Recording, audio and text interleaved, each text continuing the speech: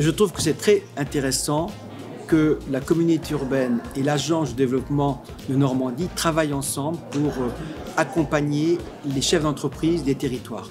Et donc je trouve que c'est très positif, ces ateliers du jeudi, ça permet aux entreprises de se rencontrer, de témoigner et également de voir que la communauté urbaine et la région de Normandie se trouvent à leur côté pour leur développement. Nous sommes au cœur d'une région qui est pivot en termes de carrefour.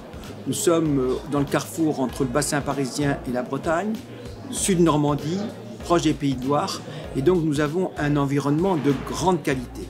Et puis la communauté urbaine accompagne les entreprises sur plusieurs niveaux. Par exemple, on l'a accompagné avec la région, tout ce qui concerne l'aide à l'immobilier. Une entreprise qui veut investir, eh bien, on l'accompagne, on l'aide, on la conseille également. Et avec Pôle emploi, on travaille lorsqu'une nouvelle entreprise arrive, eh bien, on regarde leurs besoins en formation et on essaye également de répondre à leurs besoins.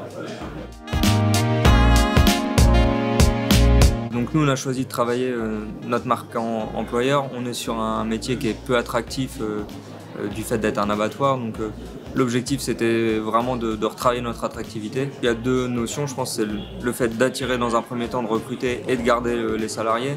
Donc pour attirer, le premier point, c'est justement de casser une image qui peut être communiquée négativement, en tout cas au niveau des médias.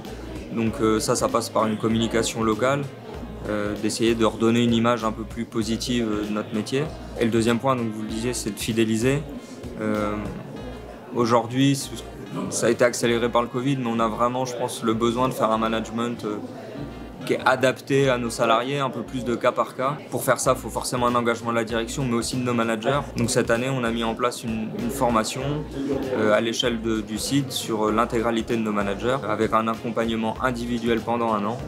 Et l'objectif, c'est vraiment qu'eux aussi s'approprient finalement ces nouvelles démarches et un modèle de management qui est un peu plus adapté aux besoins actuels, quoi.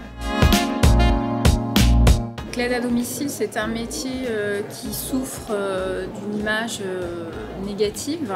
Alors c'est un beau métier et donc il était important pour nous, surtout en situation de post-Covid, de retravailler largement notre marque employeur pour pouvoir attirer plus de personnes dans ces métiers. Et ce que nous avons fait principalement, on a engagé une transformation managériale, un petit peu le renversement de la pyramide hiérarchique pour aller vers un système où nos collaborateurs, peu importe le niveau en tout cas dans l'association, puissent avoir plus d'autonomie dans leur mission, plus de gestion de leur quotidien pour aller vers un équilibre vie pro, vie perso. On a beaucoup travaillé les plannings et on a de ce fait diminué, ça a été une des premières conséquences, diminué énormément le taux d'absentéisme et le taux de turnover.